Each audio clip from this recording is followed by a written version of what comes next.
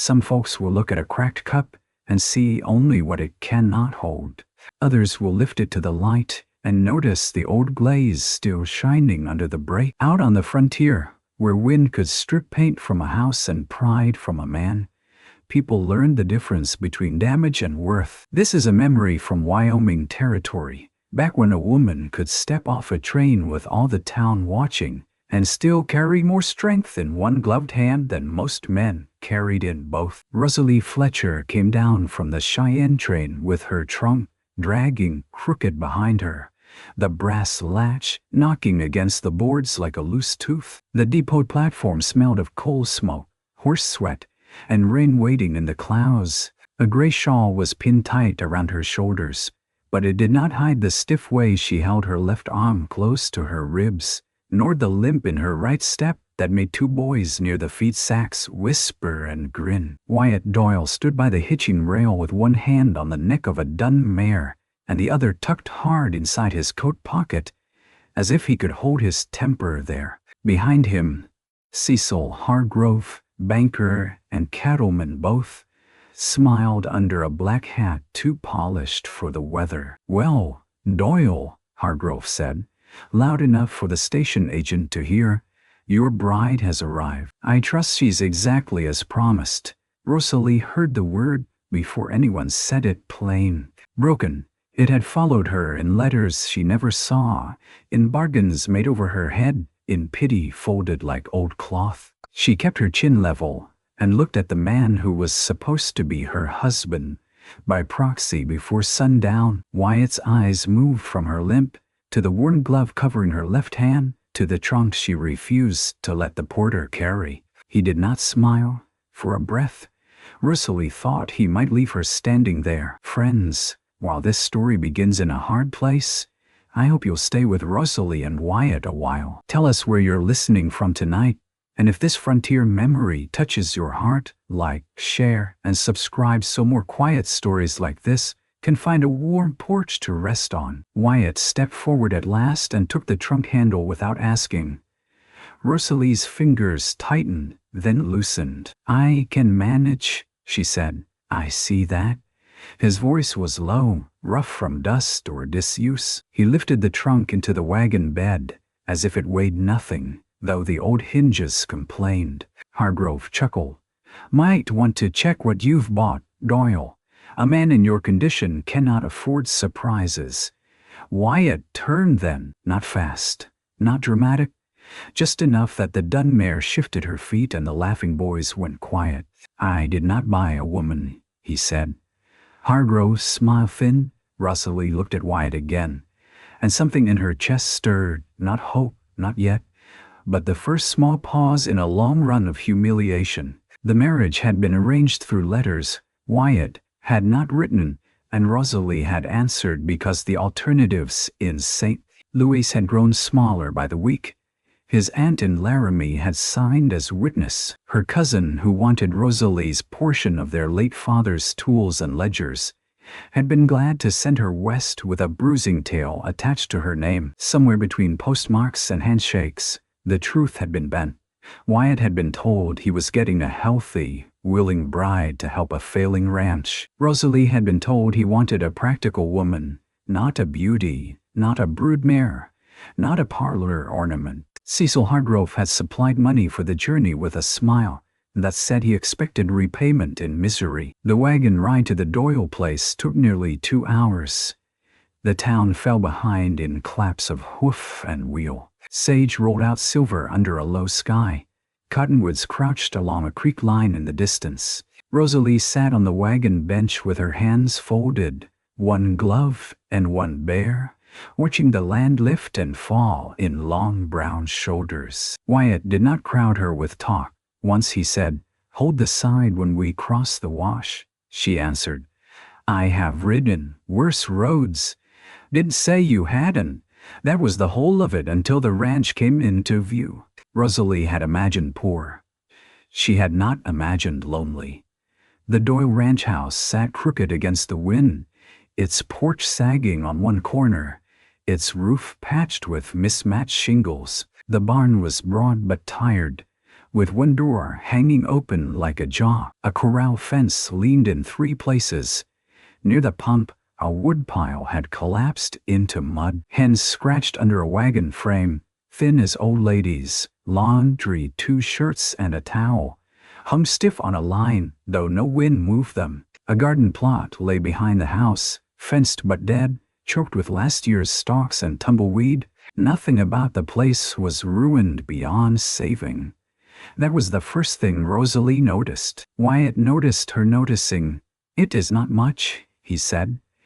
"It is work," she answered. He looked at her then, sharper than he had on the platform. A small boy peered from behind the barn door. He was perhaps 9, all elbows and serious eyes. A younger girl stood behind him, 5 or 6, with a rag doll hanging from one hand by its leg. Their faces were not Wyatt's exactly, but grief had made them kin. Wyatt climbed down. "Ben, Clara, come say good evening." The boy came first, slow and suspicious. The girl stayed where she was. "This is Mrs. Doyle," Wyatt said, then stopped as if the words had struck something in him. "Rosalie Fletcher." Rosalie heard the correction. Mrs. Doyle had not yet settled on her shoulders. Ben stared at her limp. Clara stared at the trunk. Rosalie unpinned her shawl and knelt carefully in the yard dirt, despite the protest in her knee. From her coat pocket, she drew a peppermint stick wrapped in paper, broken into 2 pieces. "I had these from the train," she said. "They broke in my pocket, which might make them taste better or worse. I cannot promise." Ben glanced at Wyatt. Wyatt gave no permission, only waited. Clara came out and took the smaller piece with a hand as quick as a bird. Ben accepted his half after a moment, but kept his eyes on Rosalie. "Can you cook?" he asked. Rosalie stood, hiding the pain it cost. "Yes." "Can you make biscuits not hard in the middle?" Wyatt shut his eyes briefly. Rosalie looked at the boy solemnly. "If I fail, you might report me to the hens." Clara's mouth moved, almost a smile. Wyatt lifted Rosalie's trunk from the wagon and carried it into the house. Rosalie followed him through a front room that smelled of cold ash, old coffee, leather, and children. A Bible lay on the rough table beneath a folded cloth. There was a cracked blue pitcher on the shelf, a pair of small boots by the stove, and a woman's bonnet hanging on a peg near the door, faded with dust. Rosalie saw it and stopped. Wyatt set the trunk near the wall. "My sister's," he said. "The children's mother, then. Not a dead wife. A sister. She passed last winter. Fever." He took off his hat and held it by the brim. "Their pa went 2 years before. They are mine now." The way he said it carried weight and promise together. Rosalie nodded. "Where would you like me to sleep?" Wyatt looked toward the narrow hall. "There is a room off the kitchen. It was for stores. I put a cot in it. A bride sent to a storeroom." She did not flinch. "That will do." His jaw tightened. "This arrangement was not made cleanly. I will not expect anything from you that you do not offer. We can speak to Pastor Bell tomorrow and settle what needs settling. Are you asking whether I want to leave? I am saying you are not trapped here." Rosalie looked out the window at the broken fence, the poor woodpile, the little girl licking peppermint from her fingers while pretending not to watch. "I have been trapped in finer houses," she said. Wyatt had no answer to that. Supper that first night was beans, coffee, and cornmeal cakes. Rosalie made with one hand doing most of the work, and the other steadying what it could. Wyatt tried not to look. Ben did not try. Clara sat close to the stove and asked whether Rosalie's hand was dead. "Clara," Wyatt said. Rosalie unbuttoned the left glove. The hand beneath was narrow, scarred along the palm. The last 2 fingers curled stiff from an old injury. The skin shone pale where fire or machinery had taken its tax. "It is not dead," she said, "only stubborn." Clara leaned forward. "Does it hurt some days today?" "Today, yes." Ben's eyes lowered to his plate. Wyatt reached for the coffee pot, but Rosalie lifted it before he could. It trembled once in her grip. She steadied it against her hip and poured. I worked in a print shop after my father died, she said, not because they had earned the story, but because children fear what they must invent. A press caught my hand. My leg was hurt too when I fell. That is all. That ain't all, Ben said. People at the depot laughed. Rosalie set the pot down to her. People laugh when they are afraid of seeing how easily their own lives could change. Wyatt looked across the table at her, but she was cutting Clara's cake into smaller pieces and did not see. After supper, she washed the dishes in water pumped by Wyatt and carried in by Ben. She would not let Wyatt do the washing. He would not let her carry the heavy pot. Their first argument happened without raised voices and ended in silence when Clara fell asleep on the bench. Wyatt lifted the child and carried her to bed.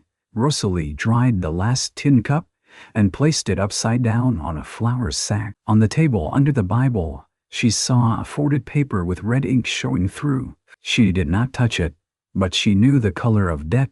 The next morning, frost silvered the yard. Rosalie woke before the children, before the sun, before Wyatt's boots sounded on the porch. Her storeroom was narrow, with sacks of feed against one wall, and a cot that groaned when she shifted. Her trunk stood at the foot.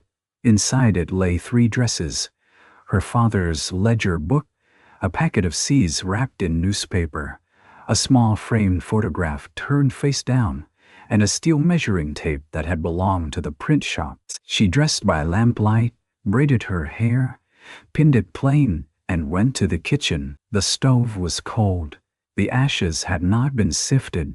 The woodbox held 2 sticks and bark. She stood a moment with her hand on the stove door, learning the house by what it lacked. Then she went outside. The yard was blue with dawn. A horse nickered in the barn. She crossed to the fallen woodpile, her limp worse in the cold, and began sorting dry pieces from wet ones. She carried small armloads, not large. She stacked them close to the kitchen door. She set aside kindling. When Wyatt came from the barn with a lantern, he found her kneeling near the chopping block, trying to split cedar shakes with a hatchet held awkwardly in her right hand. He took the hatchet. She looked up, breath white. I need small wood for the stove. You need to ask. I did not know if asking was permitted. The words struck harder than accusation. Wyatt looked at the hatchet in his hand. In this house, he said, asking is permitted. In this house, she answered. She answered. So is doing. He almost smiled. Not quite. He split the kindling quick and neat. She gathered it into her apron. The stove took flame by the time Ben stumbled in, hair standing wild, and Clara came wrapped in a quilt dragging behind her like royal robes. Breakfast was oatmeal sweetened with a last spoon of molasses.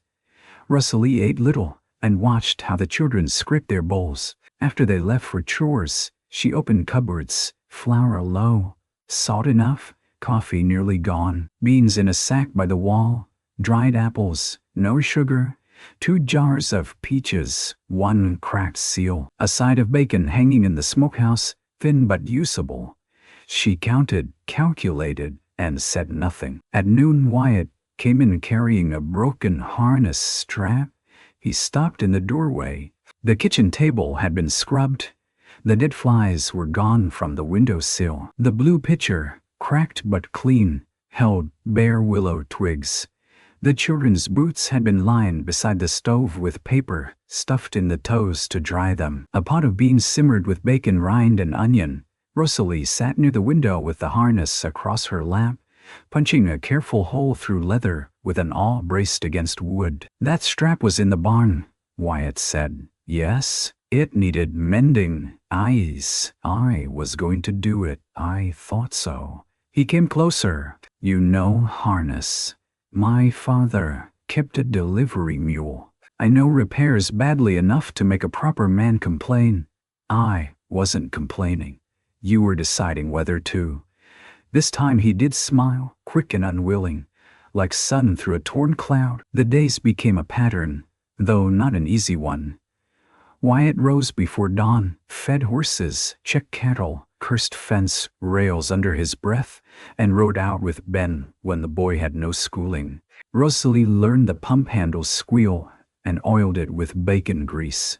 She fed hens and found where they hid eggs under the porch. She tied her skirts high enough to step through mud and low enough to preserve dignity. She boiled laundry in a black kettle, stirring with a broom handle while steam dampened loose curls at her temples. Clara followed her everywhere, asking questions in whispers at first, then in full voice. Why do you count eggs?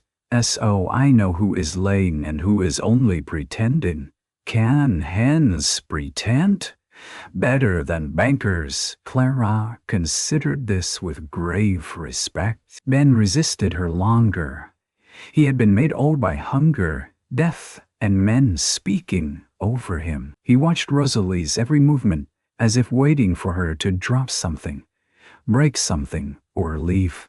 One afternoon he found her in the garden plot, pulling dead stalks with her good hand and piling them for burning. That garden won't grow, he said. Not like this.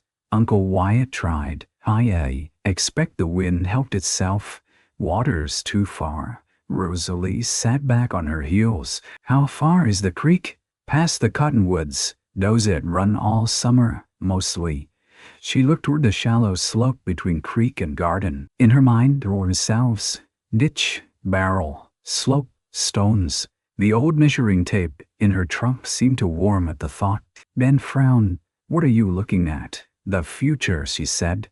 He scoffed, but he looked too. Town did not let them be. On Saturdays, Wyatt took the wagon in for supplies he could barely afford. The first time Rosalie went with him, she wore her gray dress, mended at the cuff, and the gloves that hid the worst of her hand. Clara sat between them. Ben rode in back, guarding egg baskets as if they were gold. At Hargrove Mercantile, Mrs. Pike, the storekeeper's sister, stared openly. Mrs. Doyle, she said, lingering over the name like a pin. We heard you had arrived. How are you finding ranch life? Not too strenuous, I hope. Rosalie placed eggs on the counter. It is honest, Mrs. Pike sniffed. Honest work can be cruel to delicate constitutions. Wyatt turned from the flour sacks. Rosalie spoke first. Then I am fortunate not to have one. The store went still enough to hear coffee beans settling in a bin. Cecil Hargrove emerged from the back office, watch chain right across his vest. Doyle. About that note, Wyatt's shoulders hardened. Not here, Wyatt said. Business has no shame unless the debtor gives it some. Rosalie's eyes moved to Wyatt's face. His mouth was flat, his pride a locked gate. Hargrove tapped a paper. Payment due in 6 weeks. Cash, not promises. Unless you prefer to sell that north pasture, I have a buyer. You have yourself, Wyatt said. A practical distinction only to sentimental men. Ben climbed down from the wagon and came to stand near Wyatt. Too near, as if his small body could help block the blow. Rosalie picked up the flour sack before Wyatt could. How much coffee can be bought for 2 dozen eggs? Mrs. Pike blinked. That depends on the eggs, on the market. Then we will take what the eggs are worth and no less. Hargrove laughed. She bargains. Rosalie looked at him. I count. Wyatt said nothing all the way home. The wagon wheels chewed dry ruts. Clara fell asleep against Rosalie's side. Ben held a paper twist of coffee like treasure. At last Rosalie said, How much? Wyatt kept his eyes on the team. Too much? That is not a number. No, numbers are useful. Numbers do not fix everything. No, she said, but they keep fear from growing teeth in the dark. He glanced at her then. The wind moved over the sage. A hawk turned in the high, cold air. $800, he said. Part from my brother-in-law's burial. Part from cattle lost in the blizzard. Part from feed bought deer. Hargrove holds the note. He wants the north pasture because the creek bends through it. Rosalie absorbed that. $800 was not a worry. It was a wall. What does the ranch produce? Cattle, when weather and God allow. What else? He gave a humorless breath. Dust, repairs, children with appetites, eggs, butter if we had a cow freshening, garden if watered, mended tack, board for travelers in storm, hay if the south meadow is cut properly. He stared at her. I asked what it produces, she said, not what men call respectable. People will talk if I let my bride take in boarders. People are already talking. He looked away. That night, Rosalie took out her father's ledger. The cover was brown, leather worn soft at the corners. She opened it at the kitchen table after the children slept. Wyatt came in from checking a restless mare and stopped at the sight. My father kept accounts for 3 businesses that still failed, she said, dipping the pen. But they failed honestly and knew why. Wyatt hung his hat on the peg, not beside his sister's bonnet, but 1 peg over. Rosalie, she looked up. Why did your people send you? The question came plain, and because of that, it hurt less. She folded her hands over the ledger. Because my father left me his tools and his account books. My cousin wanted both. I wanted neither war nor marriage to a man who pitied me. Your aunt's letter said you needed practical help and would not mind a woman who was not whole. His face changed. My aunt did not write that. No, she wrote that you were steady, educated, and willing. She said nothing of your hand, nothing of your leg. Hargrove brought the rest to me after. Rosalie felt heat rise in her face. Old shame wearing a new dress. Then you were cheated. Wyatt's eyes were tired. So were you. The stove ticked as it cooled. She turned a page in the ledger because her hands needed occupation. If you want the marriage undone, I will not fight you. I will need wages for work done and transport as far as town. I can find a place. Doing what? Surviving. He did not like the word. She saw it land. I don't want you gone tonight, he said. That says less than it sounds. I know. It was the first honest night between them. Spring in Wyoming did not arrive so much as negotiate. Snow lingered in shadowed gullies while meadowlarks sang, as if faith were enough. Rosalie began with what could be changed without money. She moved the hens closer to the kitchen in a repaired pen made of scrap lath and wire. Wyatt objected to the time until Clara began gathering 4 eggs a day instead of 1. Rosalie cleaned the smokehouse shelves. She cut old shirts into cleaning rags. She soaked beans overnight to use less fuel. She saved ash for lye. She taught Clara to sprinkle crumbs near the hens and Ben, to mark fence posts, needing repair on a slate instead of merely cursing them like a grown man. Wyatt watched all this as he watched weather, from a distance at first, then closer. He made a new handle for the wash bucket when he saw how the old one bit Rosalie's scarred palm. He sharpened her kitchen knife and left it on the table without a word. He split kindling finer than before. One cold morning, she found his old brown coat hanging by the kitchen door, not on his peg. When she asked, he said, "It hangs better there." She wore it to pump water. The sleeves swallowed her hands. At night, the house changed by inches. The table no longer held only bills. It held mending, seed packets, school slates, a bowl of eggs, Wyatt's whetstone, Rosalie's ledger. Clara's doll acquired a new dress made from flour sacking. Ben's boots stopped leaking after Rosalie traded 3 dozen eggs for sole leather, and Wyatt stayed up past midnight pegging them proper. Still, boundaries remained. Rosalie slept in the storeroom. Wyatt slept in the front room on a narrow bed near the door. They did not touch except by accident. If their hands met over a plate or bucket, both withdrew. The town called her Mrs. Doyle, but the house still spoke her maiden name in quiet corners. One evening, rain came hard, drumming on the roof and finding every weakness. Rosalie set pots under leaks. Wyatt climbed into the loft with a lantern and cursed softly while shifting a pan. Water streaked down near the Bible. Rosalie lifted it away and something slipped from between its pages. A tintype. A young woman with Wyatt's eyes stood beside a man and 2 children, younger than Ben and Clara. The woman's gloved hand rested on Wyatt's shoulder. Wyatt himself stood at the edge of the picture, hat in hand, unsmiling but young. Wyatt came down the ladder and saw Rosalie holding it. "My sister, Eliza," he said. "I am sorry. She wrote to me from Kansas when her husband died. I told her to come. I said there was room." He took the tintype, but gently. "There was not enough money, not enough medicine, not enough sense in me to fetch the doctor before the fever took hold." Rain filled the silence. Rosalie said, "Fever does not bargain fairly. I hear her cough in this house. That is why you keep her bonnet on the peg." His fingers closed around the tintype. "My bay." Rosalie looked toward the hall where the children slept. "Clara asked me if I would die if my hand hurt too long." Wyatt closed his eyes. "What did you say?" "That I had no present plans." A rough sound left him. Almost laughter, but wounded. He leaned against the table. "I took them in because they had no one," he said. "Then I resented every plate they needed, because I was ashamed I could not fill it easy." "What sort of man does that?" "An exhausted one. That is kinder than true.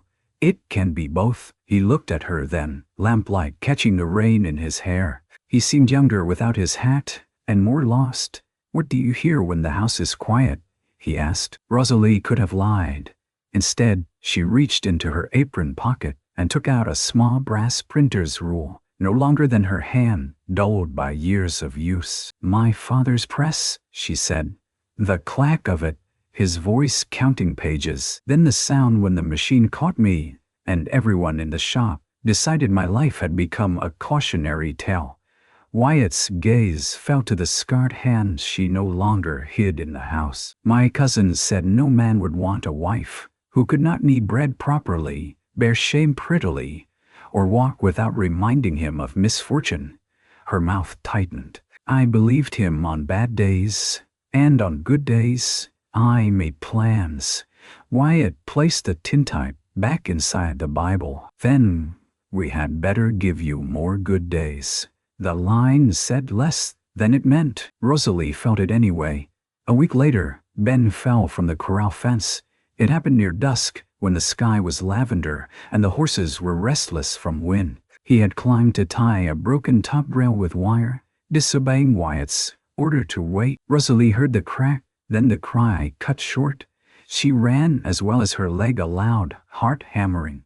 Ben lay in the dirt with his face white and his arm bent wrong. Wyatt reached him first. "Ben, look at me." The boy clenched his jaw, refusing tears. Rosalie knelt, took one look, and began giving orders.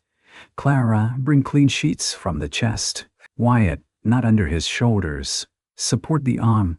We need a board, straight if there is one, and strips." "Ben, breathe with me. In through your nose." "Good. Again?" Wyatt obeyed before he thought to question it. Inside, Rosalie set the bone as best she knew from a doctor who once boarded with her father during cholera season. Ben screamed once, then bit into a towel. Wyatt turned gray, but did not look away. Clara sobbed in the corner, holding the rag doll to her mouth. When it was done and the arm splinted, Rosalie wiped Ben's face with cool water. "You are allowed to cry," she said. "I ain't little, no. But pain does not ask a person's age." His eyes filled then. He turned his face into the pillow, and Rosalie kept her hand on his hair until sleep took him. Wyatt stood in the doorway, hat crushed in his hands. "You knew what to do. I knew enough to be useful. More than useful." She rinsed the basin. Her own bad hand shook from strain. Wyatt crossed the room and took the cloth from her. "CT. I am not AC, Rosalie." It was the first time her name in his mouth sounded like a place to rest. She sat. He knelt by her chair, and after a hesitation so careful it made her throat ache, took her scarred hand in both of his. He did not stare at it as damage. He looked at it as if it had labored past its strength and deserved respect. "Does this help?" he asked, rubbing warmth into the stiff fingers. She looked away. "Yes." Neither spoke for a long while. After Ben's accident, something shifted, not into romance, not the kind sung about in town socials or printed in cheap papers. It shifted into trust measured in chores. Wyatt stopped telling Rosalie what she could not do and began asking how something might be done. Rosalie stopped, expecting refusal, and began leaving notes in the ledger where he could see them. 4 hens setting by April. Sow 2 roosters. Repair north fence before cattle drift. Dig shallow ditch from creek bend before heat. Ask about seed potatoes. Hargrove note due June 3. That last line sat like a black stone. One evening Rosalie found Wyatt by the north pasture staring at the creek. The water moved narrow and quick between muddy banks. Cottonwood roots, gripping the edges like old hands. The pasture beyond rolled green for the first time. Sweet grass starting. Hargrove wants this because water is law, Rosalie said. Wyatt did not ask how she knew. Water is life, and the ranch without it, dust with a name. She took out the steel measuring tape and passed him one end. Hold this. He looked at the tape. For what? The garden first, then the meadow. If the grade is right, a ditch can carry enough water to fill barrels near the house. Not a grand canal, a patient one. You've done irrigation. I have read about it. That is not the same? No. Oh, but neither is staring at the creek. He laughed then. A true laugh, startling a pair of blackbirds from the brush. They worked until dark, measuring slope. Wyatt drove stakes. Rosalie tied strips of red cloth torn from an old petticoat. Ben, arm bound to his chest, carried the slate and made marks with solemn importance. Clara dropped pebbles into every posthole and called them prayers. Over the next 10 days, the ditch took shape. It was ugly work. Ma suck boots. Rosalie's limp worsened and her palms blistered. Wyatt ordered her to stop twice. She ignored him twice and fainted once, which ended the workday and began an argument that frightened the children silent. You think proving yourself dead will help? Wyatt snapped, carrying her to the porch bench, though she protested. I think sitting pretty while others work has never saved me. I did not ask you to sit pretty, no. You asked me to sit useless. His face went still. That ain't what I meant. It is what everyone means eventually. Wyatt crouched before her, breathing hard. His shirt was muddy, his hands raw, his eyes angry with fear. I need you alive more than I need a ditch. Rosalie's anger faltered. He seemed to hear what he had said only after it was out. He stood turned away and gripped the porch post. She sat with mud drying on her skirt and her heart beating in a place she had tried to board shut. The next morning, she found a stool placed by the garden trench and a note pinned to it with a nail. Sit when you measure. That is not surrender. She kept the note in her ledger. Mai brought heat, insects, and gossip. The garden sprouted in uneven rows. Beans, potatoes, onions, squash, and late peas. Rosalie set stakes from willow and taught Clara to press dirt around seedlings with 2 careful fingers. Ben learned to write numbers in the ledger, his left-handed script clumsy, while his right arm healed. Wyatt sold 3 steers earlier than he wanted and paid part of the note. Not enough, never enough. Hargrove came to the ranch on a white horse one afternoon, dressed too clean for a man crossing pasture. Rosalie saw him from the laundry line, where sheets snapped in the wind like warnings. Wyatt was in the barn trimming a hoof. Ben and Clara were gathering eggs. Mrs. Doyle, Hargrove called, dismounting near the pump. Or do you still prefer Fletcher? Rosalie pinned a sheet and did not answer at once. State your business. He smiled, direct. I admire that in moderation. There is little moderation in Wyoming wind. We grow plain. His gaze moved over the yard, the stacked wood, the repaired pump, the hen pen, the garden green behind its fence, the ditch line dark with fresh water. You have been busy. Yeah, pity it might not matter. Doyle is proud. Proud men lose land because they will not bend. Rosalie lifted the laundry basket with her good hand. He bends where it matters. Hargrove stepped closer. You might not know this, but your marriage rests on uncertain paper. Proxy vows, Witnesses, a license filed late. A clever lawyer could trouble it. Rosalie's fingers tightened on the basket. There are places for women like you, Hargrove said softly. Not cruel places, laundries, kitchens, back rooms where no one asks too much. If you persuaded Doyle to sell the North Pasture, I might see you settled with a little money of your own. So there it was, the ruin he had expected, a broken prize sent to become a wedge, a humiliation shaped into a tool. Rosalie looked beyond him and saw Wyatt standing in the barn shadow, hoof knife in hand, listening. She set the basket down. My father taught me type, accounts, and contracts, she said. He also taught me that an who offers rescue while standing on your throat has no rescue in mind. Hargrove's face chilled. Careful. No. I have been careful all my life, and still came west in a bargain meant to shame me. I'm tired of careful. Wyatt stepped from the barn.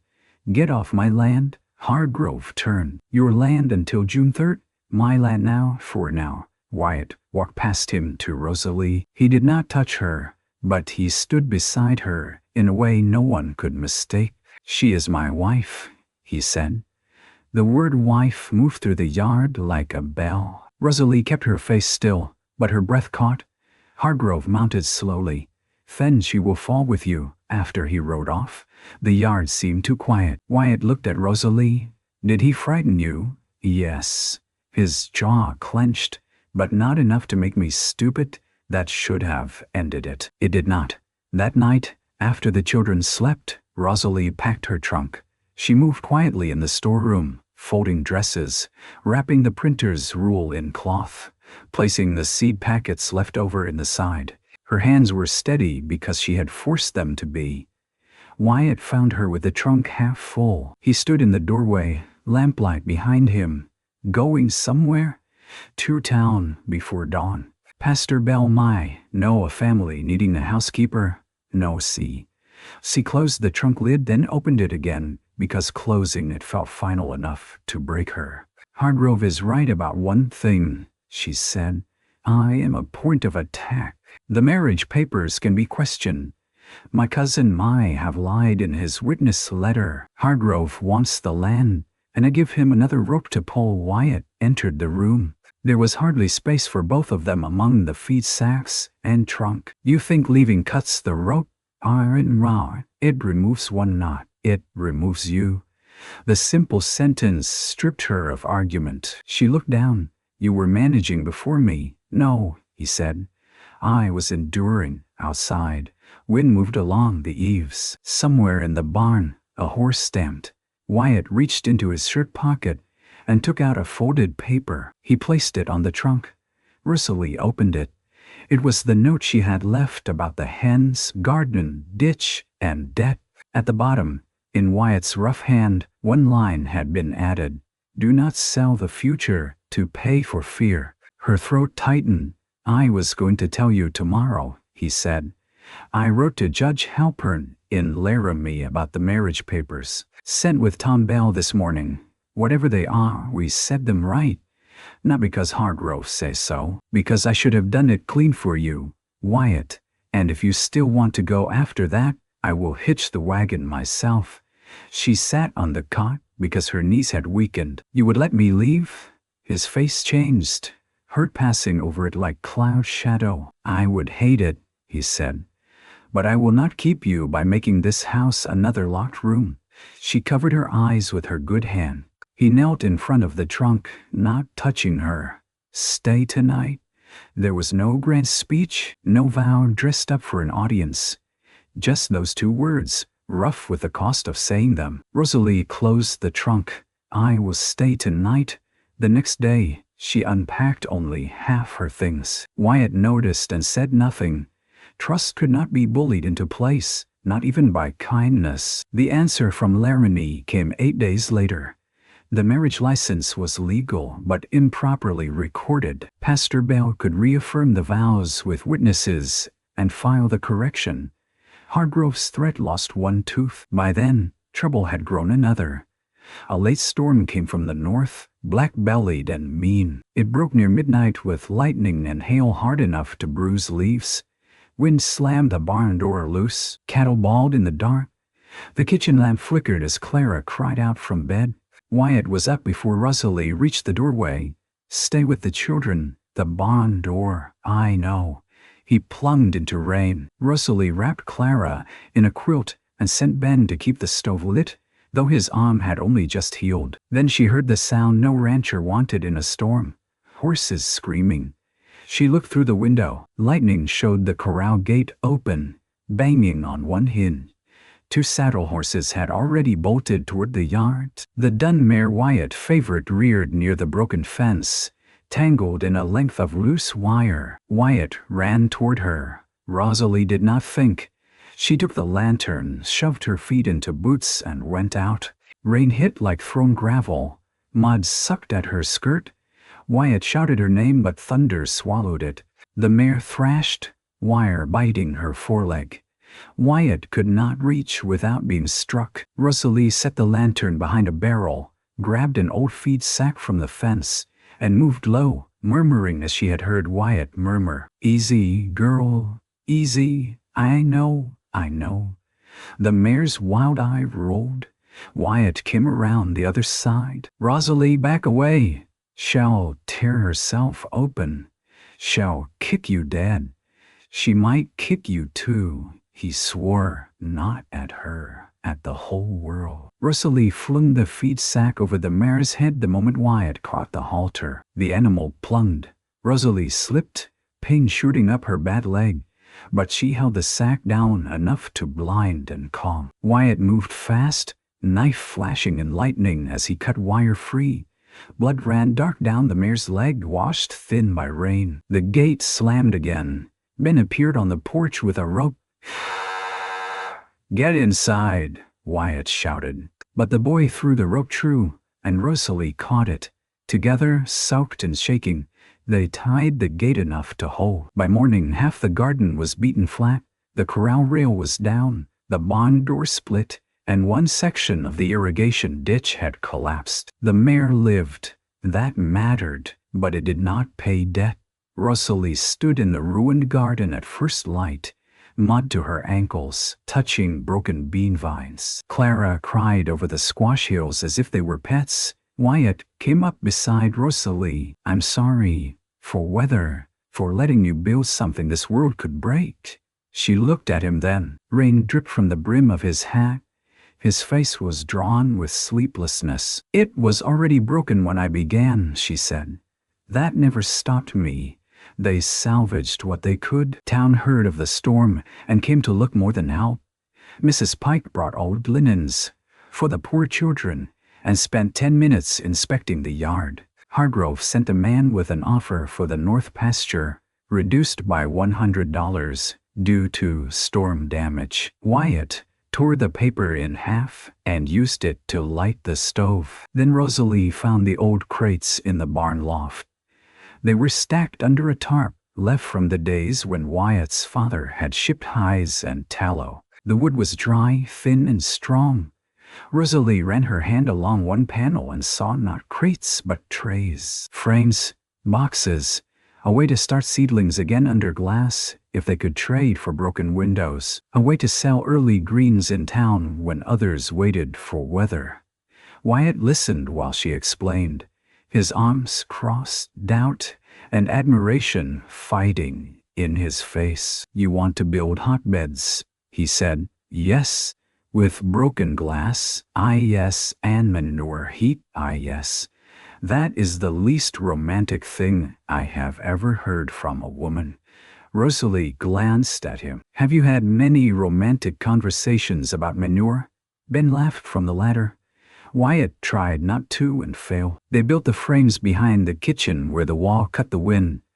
Rosalie bartered mending for cracked hands from the schoolhouse repair. Wyatt cut crepe boards. Ben sanded edges.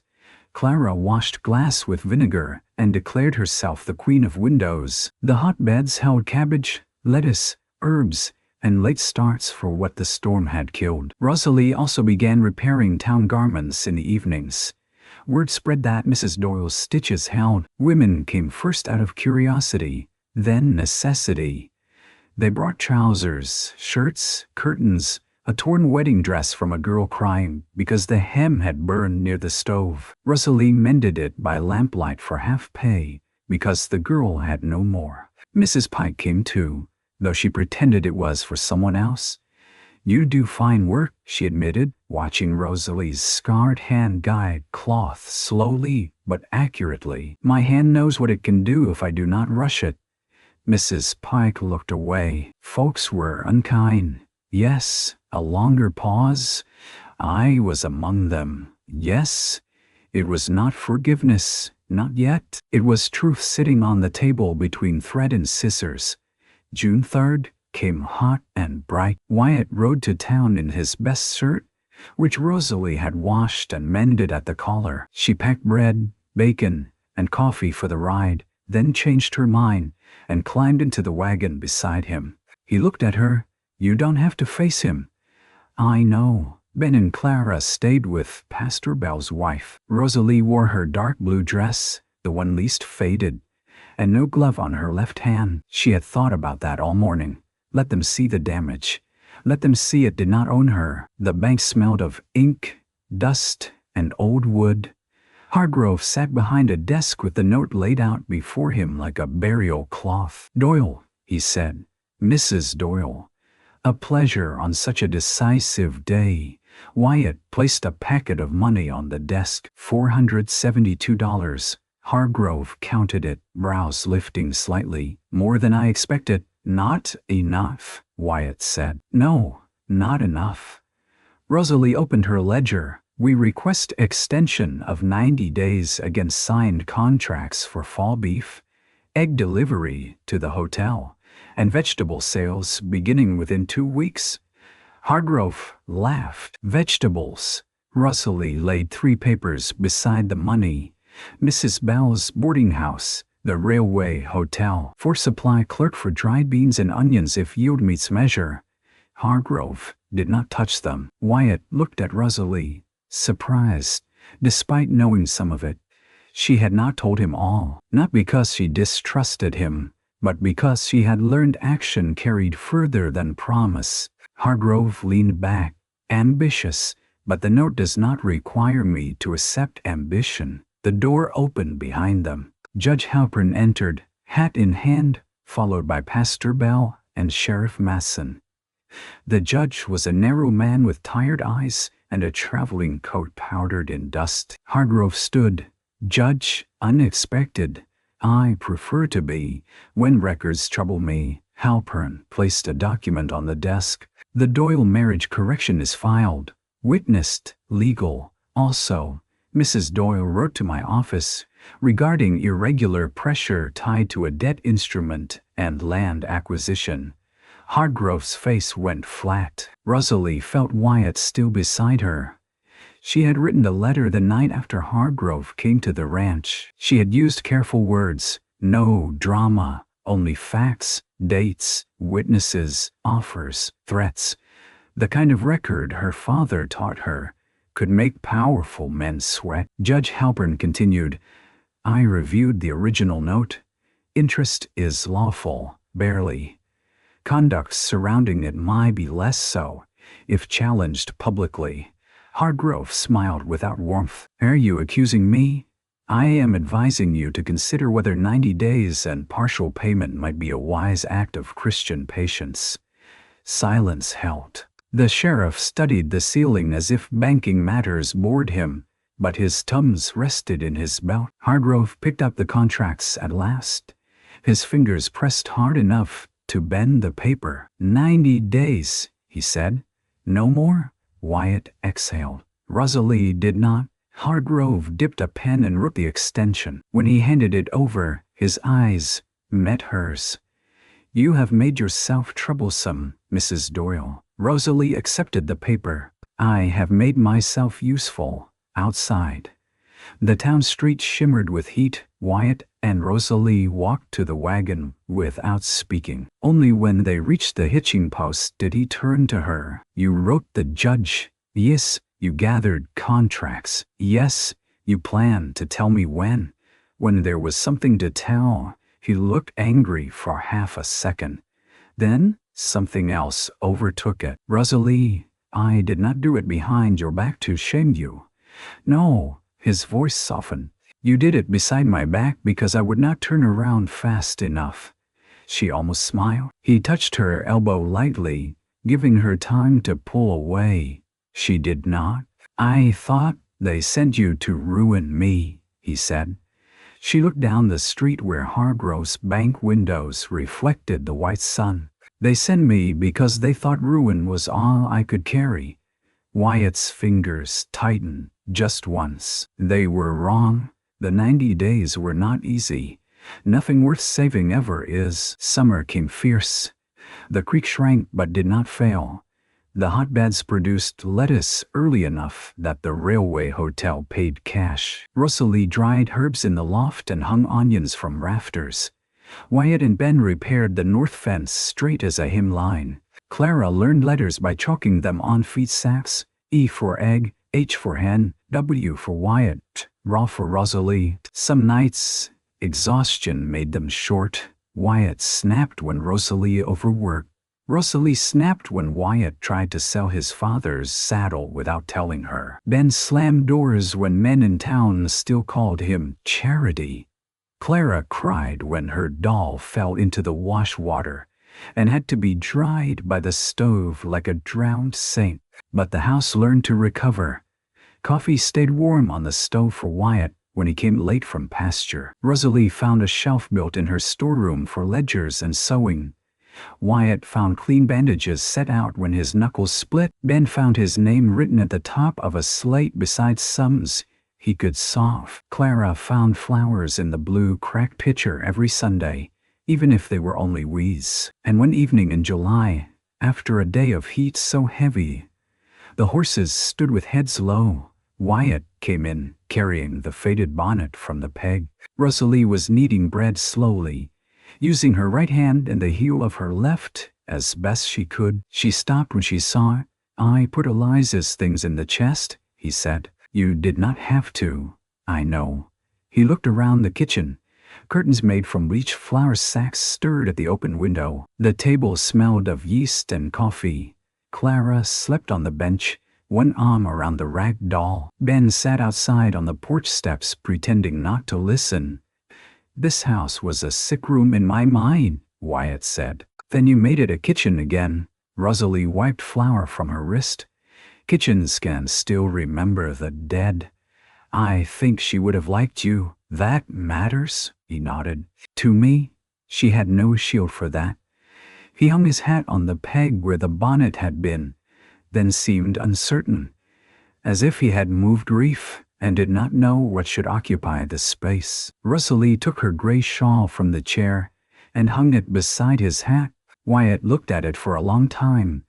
In August, Hargrove made his final move. It happened at the county fair, where ranchers brought stock, women brought preserves, children chased each other between wagons, and every quarrel in town wore clean clothes for the day. Rosalie had entered pickled beans, dried herbs, and a quilt square Clara helped sew crookedly. Wyatt had brought 2 horses and a steer.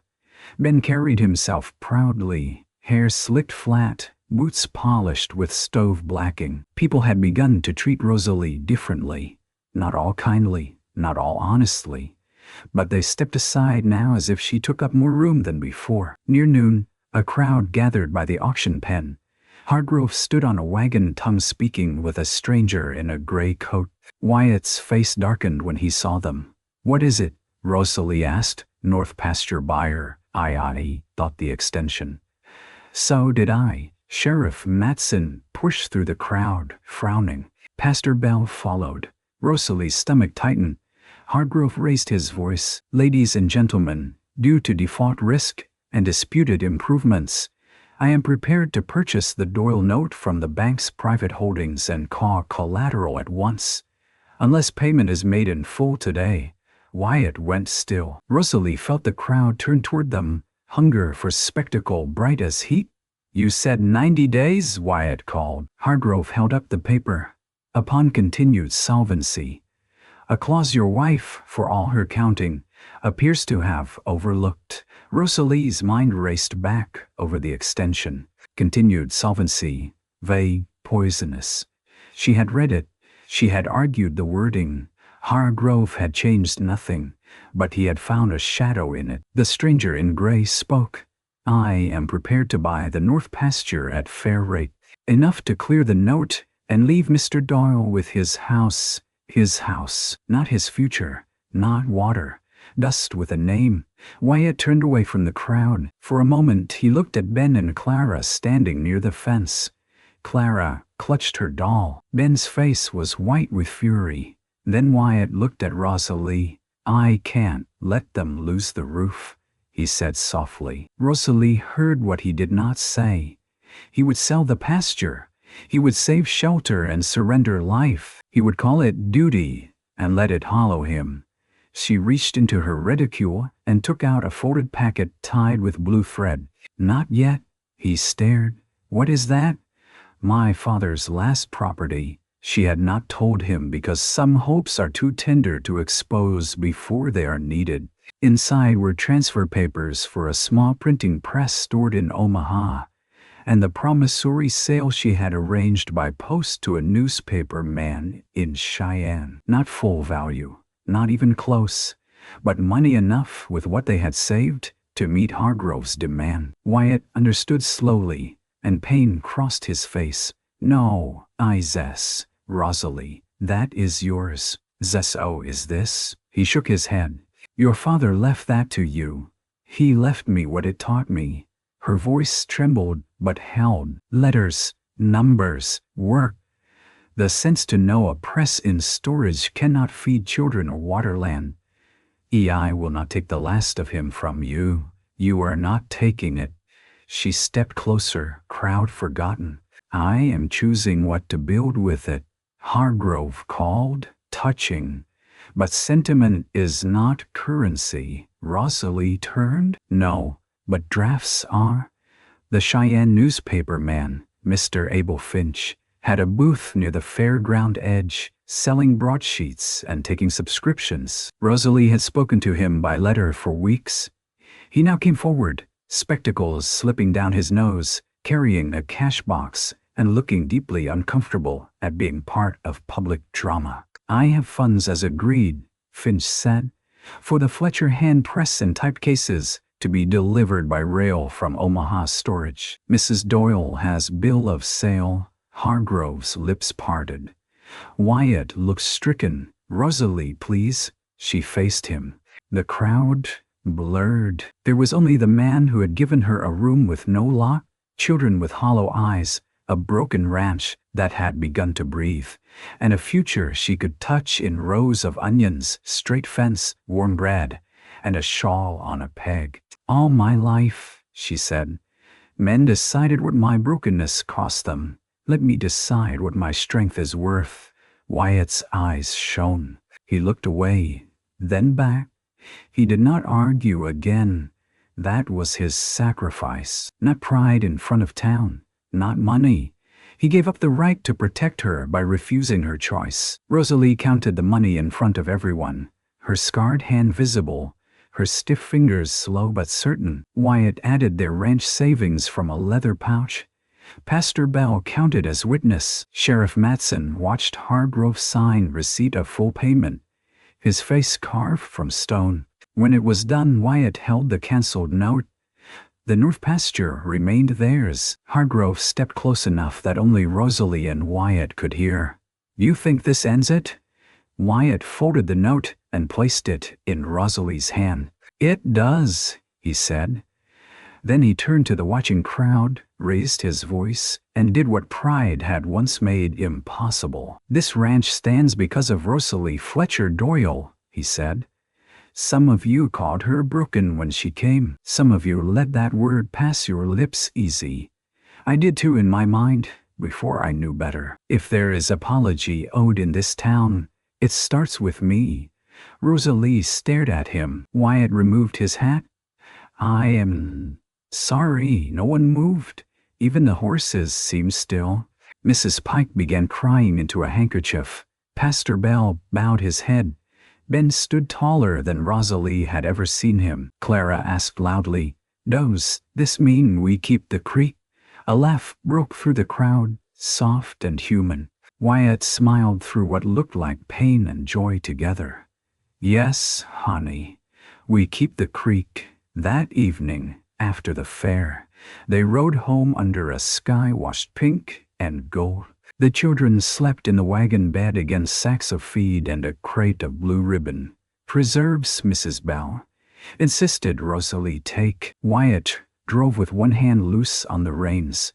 Rosalie sat beside him, the cancelled note in her lap. After a long while he said, "You put Doyle on the bill of sale, yes. You have not used it much, no, will you?"